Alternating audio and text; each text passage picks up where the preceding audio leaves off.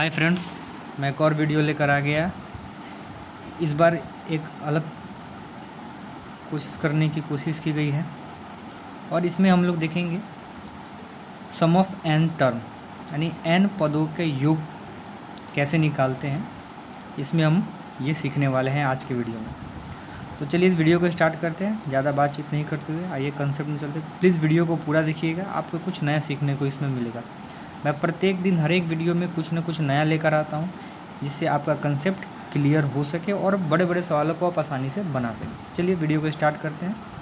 आज का video part 7 class 10th chapter है समांतर श्रेणी। एक न्यू कॉन्सेप्ट की शुरुआत हम लोग करते हैं। आइए, शुरुआत ये है कि किसी एपी के एन पदों का योग के लिए सूत्र, यानी सम ऑफ एन टर्म, ध्यान से देखिएगा, सम ऑफ एन टर्म निकालना है हम लोगों को। एन पदों का योग निकालना है, एन पदों का योग निकालना है। हम लोग पहले सीखे थे कि एनवा पद कौन सा होगा, 20वां पद कौन सा होगा, 12वां पद कौन सा होगा, हम लोगों ने ये सीखा था। लेकिन आज ये सीखने वाले हैं कि कैसे पदों को जोड़ना है, सभी पदों को जोड़कर आंसर लाना है। आज हम लोग ये सीखने वाले, यानी एन पदों का योग, यानी अंतिम तक कितने पद हैं, जितने दिए रहेंगे सबको कैलकुलेट करके बताना है कि यहाँ total sum of nth term कितना होगा। चलिए आइए देखते हैं। तो इस दो फार्मूला यहाँ पे हैं, ध्यान से देखिएगा। एस एन का मतलब होता है n sum of n term. S n का मतलब होता है एन पदों का योग, एस एन, ठीक है। एन हम लोग जानते हैं, एन जानते हैं, ए जानते हैं, एन या डी हम लोग निकालना जानते हैं। और इस n sum of n term का एक और फार्मूला हम यहाँ पे देखने जा रहे हैं कि S n is equal to n/2 a plus l. और एल यहाँ पे देख रहे हैं ना, एल क्या है, अंतिम पद, याद रखिएगा, अंतिम पद। तो चलिए सवाल से इस फार्मूले को लगाने का कोशिश करते हैं और सीखते हैं कि कैसे सवाल आता है और किस प्रकार बनते हैं। आइए यहाँ पे ध्यान से देखिए, 99 + 95 + 91 अब +87, फिर प्लस ... 20 पदों तक का योग ज्ञात करें। यानी कहने का मतलब है कि 99, 95, 91, 80, 87 और ऐसे ही करते करते हम लोग 20 पदों तक जाएंगे। कितने पद तक जाना है, 20 पदों तक जाना है। और 20 पदों तक जाने के बाद टोटल सबको क्या करना है, हम लोग को सबको जोड़ना है। तो ऐसे करेंगे तो बहुत ज़्यादा समय लग जाएगा। तो हम लोग चलिए एक फार्मूला का यूज़ करते हैं, योग। तो ए का मान हम लोग को पता था, फर्स्ट टर्म होता है। डी हम लोग जानते हैं, 95 - 99 करेंगे तो डी का मान -4। और एन देखिए यहाँ पे कितना दिया है, टोटल 20 पद दिया हुआ है ना। तो एन का मान कितना हो गया, 20। एन का मान कितना हो गया, 20। और एस एन हमको निकालना है। चलिए सब हमको पता चल गया। एस एन का formula n/2 2a + n - 1 × d। N का मान हमने 20 निकाला था, 20 हमने भर दिया, 2 का 2। ए का मान 99 है तो 99 रख दिया, फिर n 20 देखिए, और 1 है तो 1 रख दिया हम लोगों ने। और डी का मान -4 है तो -4 रख दिया। 2 से 20 को काट दिया, कितना बार में, 10 बार में कट गया।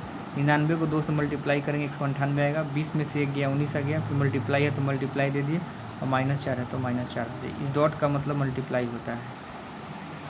आइए आगे देखते हैं। फिर हम लोगों ने 10 है तो 10 लिख दिया, 198 है तो 198। फिर यहाँ देखिए 19 का पहाड़ा 4 बार पढ़ेंगे, मल्टीप्लाई करेंगे तो 76 आ जाएगा, प्लस माइनस माइनस हम लोगों ने कर दिया। ये 10 है तो 10, 198 - 76 करेंगे 122 यानी 122 आएगा, और दोनों को मल्टीप्लाई करेंगे तो 22 पीस आ गया। तो ये हमारा आंसर हो गया, ये हमारा क्या हो गया, आंसर हो गया। ऐसे ही सवालों को बनाना है। आइए एक और देखने का प्रयास करते हैं। आई होप आपको समझ में आया होगा, बस चीज़ों को सॉल्व करना है। एक और सवाल यहाँ पे आप ध्यान से देखिएगा, 25, 28, 31 ... प्लस 100 का योगफल ज्ञात कीजिए। ध्यान से देखिएगा सवाल, दोनों में ज़मीन आसमान का अंतर है सवालों में।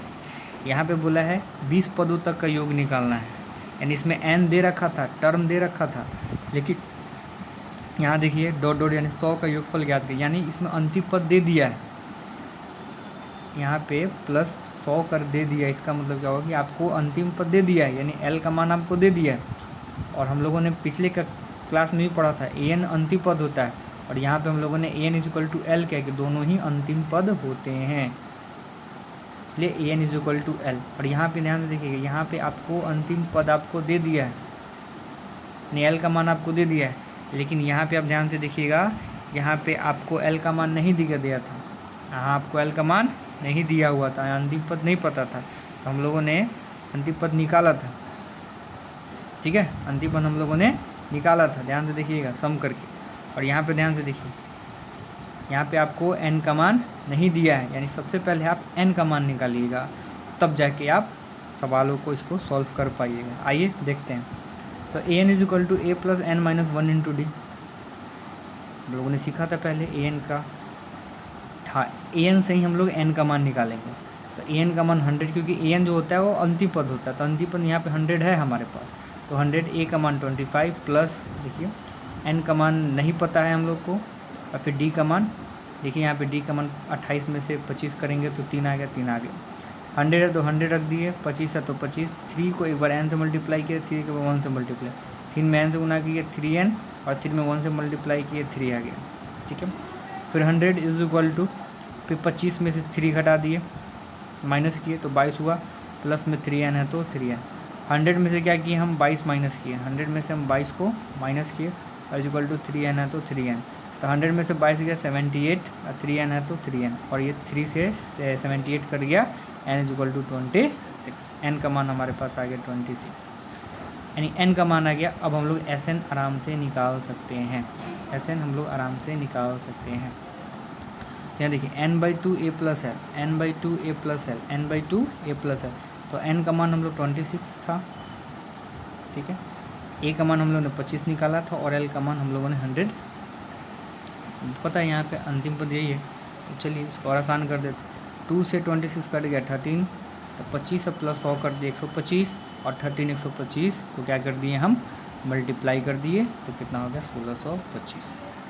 ये हमारा क्या हो गया आंसर हो गया। दोनों सवालों में फ़र्क इतना है कि वहाँ पे आपको n का मान दे रखा था, ध्यान से देखिए, दोनों सवालों में फ़र्क यहाँ पे है कि आपका n का मान यहाँ पे दे रखा था, और यहाँ जो है यहाँ आपका n का मान नहीं दे रखा। तो हमको n का मान यानी टर्म यानी टोटल यानी 25 से लेकर 100 तक कितने टर्म थे, कितने टर्म थे, उसको पहले हम लोगों ने निकाला। ठीक है, उसके बाद हम लोगों ने क्या निकाला, एस एन निकाला। तो आई होप ये वीडियो आपको अच्छा लगा हो। फिर मिलते हैं हम लोग नेक्स्ट वीडियो में। जो देखिए कंसेप्ट क्लियर करते रहिए, स्वस्थ रहिए, मस्त रहिए। जय हिंद।